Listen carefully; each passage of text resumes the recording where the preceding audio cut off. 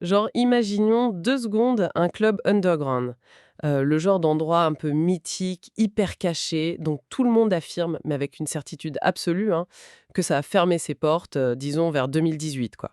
Ouais, le truc dont on parle toujours au passé dans les dîners. Exactement. On se dit: «Ah ouais, c'était marrant à l'époque». Sauf que, bah, la réalité, c'est que ce club, il a une porte dérobée dans une petite ruelle. Et chaque soir, sans faire le moindre bruit, il y a une file d'attente monumentale qui fait le tour du pâté de maison. C'est une super image. Parce que personne dans la rue principale ne calcule rien. Voilà. Et les gens qui y vont n'en parlent pas sur la place publique, ils y sont, entre eux, et c'est tout. Bah, c'est exactement trait pour trait ce qui se passe avec Snapchat en ce moment. C'est clair. L'idée générale aujourd'hui, c'est que l'appli est un peu devenue obsolète face au gros rouleau compresseur de la tech, quoi. Sauf que pas du tout. Ok, décortiquons ça. Récemment, je me suis plongée dans les derniers documents financiers de Snap Inc., ceux de la SEC, et j'ai croisé tout ça avec la grosse enquête de Block News. Ah oui, leur super série d'avril 2026. Ouais, ça dit quoi en 2026? Et d'ailleurs, pour ceux qui aiment fouiller, je recommande vraiment de l'écouter dans sa version Spotify. Le design sonore de leur analyse est juste dingue. Et du coup, le but de notre exploration d'aujourd'hui, c'est de résoudre ce fameux paradoxe Snapchat. C'est vrai que la mission de cette analyse est assez vertigineuse quand on y pense. Grave. Comment une appli que l'opinion publique considère comme quasiment morte arrive à générer genre 6 milliards de dollars de revenus tout en préparant en douce l'avenir de l'IA et de la réalité augmentée? Bah, ce qui est fascinant ici, c'est que ce silence médiatique, c'est absolument pas un défaut de conception, c'est pas un bug marketing, c'est vraiment le cœur même de leur produit. C'est voulu en fait. Complètement. Si on pose les chiffres de l'enquête Block News, on parle d'une plateforme qui a, aujourd'hui, 943 millions d'utilisateurs actifs mensuels. Attends, presque 1 milliard d'êtres humains? Ouais, on frôle le milliard. Et au quotidien, c'est 477 millions de personnes qui ouvrent l'application. Et cette croissance, elle ne s'arrête pas. Elle défie tout le récit actuel qui veut que l'attention numérique, ce soit juste un gâteau partagé entre Meta et TikTok. Ah, mais du coup, pour comprendre ces chiffres colossaux 2026, faut vraiment faire un bond en arrière. Tout à fait. Faut revenir à l'ADN de base. L'idée d'Evan Spiegel en 2011. Et honnêtement, en 2011, dire je vais faire une appli avec des photos qui s'effacent, ça paraissait complètement délirant, non? Ah bah c'était totalement à contre-courant. Le web social de l'époque, Facebook, Twitter, la règle d'or, c'était l'accumulation, la permanence. Ouais, construire son petit mausolée numérique, quoi. Exactement. Chaque photo, chaque avis, ça devait être archivé, indexé, soumis au jugement de tous pour toujours. Là, à l'époque où on se taguait sur des albums de 150 photos de soirée sur Facebook, l'angoisse. C'est ça. Et l'intuition de Spiegel, c'était l'inverse. Dire que c'est la disparition du message qui libère la parole. Dans la vraie vie, une discussion, elle s'évapore. Les mots s'envolent. On les grave pas dans le marbre. C'est éphémère. Voilà. Et Snapchat a juste numérisé cette évanescence. Sans la pression de l'archive, l'appli a permis un truc super spontané, imparfait, sans filtre réel. En fait, c'est un peu comme comparer la scène d'un théâtre hyper éclairé qui serait TikTok ou Insta avec les chuchotements dans le café du coin à l'abri des regards. C'est une très bonne métaphore. Sur la scène éclairée, tu sculptes ton image. Sur LinkedIn, tu gères ta carrière. Sur TikTok, tu cherches la viralité. Mais dans le petit café du coin, bah, t'es en pyjama, pas maquillé et tu parles à tes vrais potes. Et c'est énorme. L'enquête cite les chiffres de Médiamétrie pour la France. 19,7 millions de personnes l'utilisent chaque jour. Ah ouais, presque 20 millions juste en France. Le DG de Snap France, Grégory Gazagne, il appelle ça la communication vraie entre proches, je crois. C'est ça. Contrairement aux autres, sur Snap, il n'y a pas ce qu'on appelle les vanity metrics. T'as pas de compteur de likes public, pas de nombre d'abonnés affichés en les normes, pas de partage. C'est vrai qu'il n'y a pas de pression de la performance. Et paradoxalement, c'est ce qui les a sauvés. Meta voulait transformer tout le monde en micro-influenceurs angoissés par ses stats, alors que Snap, eux, ils ont monopolisé l'intimité. Les gens y vont pour se connecter, pas pour faire le show. Et c'est là que l'enquête de Block News bascule sur un truc fou.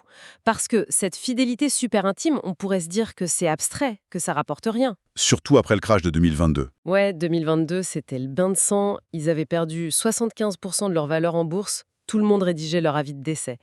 Mais, et ici ça devient vraiment intéressant, quand tu fouilles dans le rapport de la SEC du 4e trimestre 2025, bah, l'histoire est tout autre. Ah oui, c'est une mutation structurelle profonde qu'ils ont opérée. Leurs revenus annuels sont montés à 5,93 milliards de dollars, une hausse de 11%. Mais plus fou, c'est pas juste le revenu brut, c'est le cash flow, non? Exactement. Le free cash flow, le flux de trésorerie disponible. Il a littéralement doublé pour atteindre 437 millions. Et les pertes nettes ont été réduites de presque 240 millions. Et pour être bien clair pour ceux qui suivent pas forcément les termes financiers, pourquoi c'est si vital ce doublement du cash flow à jeu? Dans la tech, le free cash flow, c'est l'oxygène. Ça veut dire qu'une fois que tu as payé tes factures et tes investissements, il te reste du vrai cash en banque. Tu brûles plus l'argent des autres pour survivre. Ah ouais, donc tu deviens maître de ton destin. Voilà. Et surtout, ils ont réussi à casser cette dépendance mortelle au marché publicitaire, un marché qui tangue à la moindre crise économique. Et c'est là qu'on arrive au truc qui me laisse perplexe. Snapchat Plus, Ouais, la version payante. L'enquête dit qu'ils ont 17 millions d'abonnés, ce qui génère genre 700 millions de dollars par an. c'est un succès massif. Mais comment on convainc 17 millions de gamins ou de jeunes de payer 4 dollars par mois pour un truc qui a toujours été gratuit? Payer pour envoyer des photos éphémères, ça a l'air super fragile comme modèle. En fait, ça a l'air fragile si tu penses qu'ils payent pour la photo. Mais c'est faux. Ils payent pour du statut social. Avec Snapchat Plus, tu achètes des marqueurs. Genre quoi? Genre épingler quelqu'un comme meilleur ami numéro 1, voir qui a revu ta story en boucle, ou avoir une icône d'appli personnalisée. D'accord, donc en gros, ils monétisent l'exclusivité amicale et un peu l'angoisse sociale. C'est totalement la version numérique du collier d'amitié de l'accord de récré, ouais. Mais stratégiquement, ces 4 dollars par 17 millions de personnes, c'est un bouclier anti-crise incroyable. Des revenus récurrents qui bougent pas. Exact. C'est un matelas de 700 millions.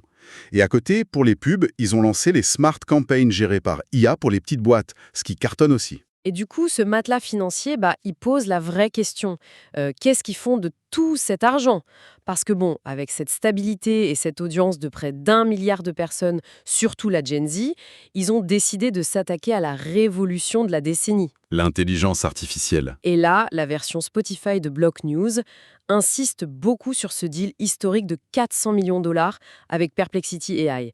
Et franchement, le montage du truc est lunaire par rapport au reste de l'industrie. C'est le monde à l'envers, oui. D'habitude, un réseau social paye une blinde pour utiliser une IA, comme OpenAI ou Anthropic. Le réseau est le client. Ouais. Mais là, c'est inversé. C'est pas Snap qui paye pour l'IA, c'est la start-up, Perplexity, qui lâche 400 millions à Snap pour avoir le droit d'accéder à ses utilisateurs. Mais attends, pourquoi Perplexity ferait un truc pareil? Payer 400 millions juste pour parler à des ados et des jeunes adultes sur Snap? Parce que cette audience, dont 75% a entre 13 et 34 ans, elle a un pouvoir d'achat collectif de 4,4 billions de dollars. C'est énorme. Ah ouais, quand même. Et c'est une cible hyper dure à atteindre. Ils regardent pas la télé, ils ont des adblockers et ils utilisent de moins en moins le Google classique. Perplexity veut être le moteur de recherche du futur, donc ils doivent créer l'habitude chez cette génération. Snap leur offre un accès direct à leur cerveau. Donc si je résume, au lieu de construire l'immeuble, Snap, c'est devenu le propriétaire terrien. Ils ont un centre commercial ultra VIP et ils louent la porte d'entrée aux boîtes d'IA qui crèvent la dalle pour avoir du trafic. C'est exactement ça. Et il faut bien voir la différence entre MyAI, qui était déjà sur Snap, avec OpenAI pour discuter et rigoler de manière créative, et Perplexity. Ouais, Perplexity, c'est de l'utilitaire, c'est ça. Voilà, c'est un moteur de recherche factuel avec des sources directes dans ton chat avec tes potes. Si l'on relie ça à une vision plus globale, Vas-y. l'analyste Jessica Su explique dans le reportage que c'était structurellement inévitable. Meta ferme ses propres IA, Microsoft est blindé avec OpenAI, Google protège Gemini. Chacun dans sa petite forteresse. C'est ça. Donc Perplexity, c'était la seule option indépendante viable de haut niveau. Snap passe de petite appli de messagerie à un canal de distribution massif d'infrastructures IA. Sauf que l'IA, c'est que le cerveau. Et la grande dinguerie de ce dossier, l'interface physique de tout ça, c'est la réalité augmentée, l'AR. Et c'est là que Snap joue sa vie pour 2026. Les chiffres sont bluffants sur ce point. L'enquête parle de 8 milliards d'engagements AR par jour. 8 milliards de fois par jour, des gens utilisent l'appareil photo pour mélanger du numérique au réel. Et ça, c'est le tremplin pour leur grand pari matériel, la 6e génération des lunettes Specs. Les fameuses lunettes prévues pour début 2026.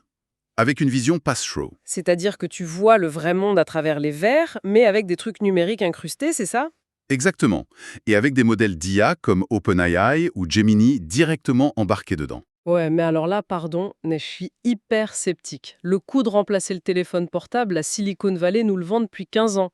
Apple a fait un casque à 3 500 $ qui est lourd et isolant. Google s'est vautré avec les glaces. Meta crame des milliards.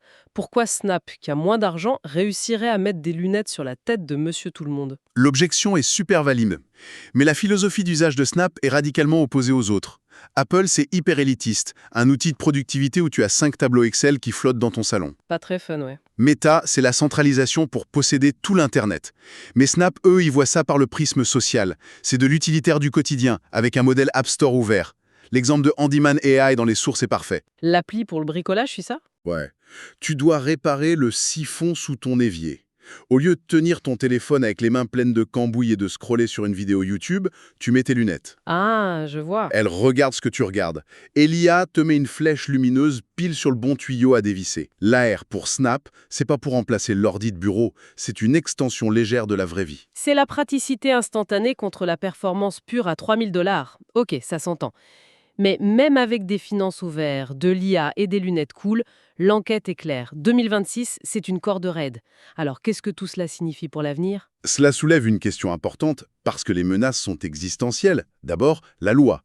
La Californie, l'Utah, ils poussent pour des lois de vérification d'âge des mineurs sur les réseaux sociaux. Et ça, si ça passe, ça leur coupe les jambes vu que leur base, c'est les jeunes. S'il faut une pièce d'identité pour s'inscrire, oui, ils perdent une partie de leur public. Ensuite, il y a le Goliath, Meta, 150 milliards de revenus annuels. Ouais, si Snap trouve le bon filon avec la R, Meta peut juste noyer le marché sous les billets pour les écraser. Et n'oublions pas les procès. Perplexity se fait attaquer par News Corp, par Amazon, pour violation de droits d'auteur. Ils les accusent d'aspirer leur contenu. Si Perplexity tombe, la stratégie IA de Snap prend l'eau. D'où les 3 scénarios de Block News pour 2028. Voilà. Scénario 1, la victoire AR. Les specs sortent, sont pas chers, légères et prennent tout le monde de court. Scénario 2, le plus probable. La niche rentable. Ils restent pas les maîtres du monde, mais ils dominent leur couloir de l'intimité. Très rentable. Et le troisième? C'est la casse, c'est la compression, les lois sur l'âge, les milliards de méthanes et la complexité des usines pour fabriquer des lunettes, ça les étouffe. Et ça mène presque inévitablement à un rachat, par un Amazon ou un Microsoft qui voudrait un réseau social. Du coup, est-ce que Snap, malgré tout le génie de Spiegel, c'est pas juste destiné à être un incroyable laboratoire R&D à ciel ouvert, genre, ils font le sale boulot de tester la R sociale, et à la fin, les titans de la tech les mangent tout cru. C'est le grand risque. Faut être honnête, dépendre d'un partenaire attaqué en justice et se lancer dans le matériel physique quand on n'est pas Apple, c'est une vulnérabilité structurelle. 2026, c'est l'année décisive pour eux. L'année pour prouver qu'ils peuvent rester indépendants ou juste se faire racheter. En tout cas, ce qu'on retient de cette plongée, c'est que c'est une appli que tout le monde croyait 6 pieds sous terre et qui a 477 millions d'actifs quotidiens. Un vrai modèle financier, des lunettes qui défient l'iPhone et l'IA en poche. Et c'est une leçon magistrale pour tous ceux qui bossent dans le business ou la tech. La vraie valeur d'une plateforme, c'est pas le bruit médiatique. C'est la capacité à capter et garder l'attention privée, là où les gens sont eux-mêmes. Ouais, l'invisibilité, c'est pas une faiblesse, c'est une forteresse. C'est super bien dit. Ce qui nous amène d'ailleurs à une petite réflexion finale pour notre audience. Je t'écoute. Si le succès immense de cette plateforme repose sur le fait que nos échanges les plus sincères disparaissent au bout de 10 secondes, qu'est-ce que ça veut dire pour notre mémoire à long terme? Est-ce que les historiens du futur vont se retrouver face à une sorte d'âge sombre numérique pour toute une génération, juste parce que leur vraie conversation était programmée pour s'autodétruire? C'est une question fascinante. Vertigineuse même. Mais bon, en attendant que les historiens trouvent une réponse, une chose est claire. La petite file d'attente cachée devant ce club underground secret n'est vraiment, vraiment pas prête de disparaître.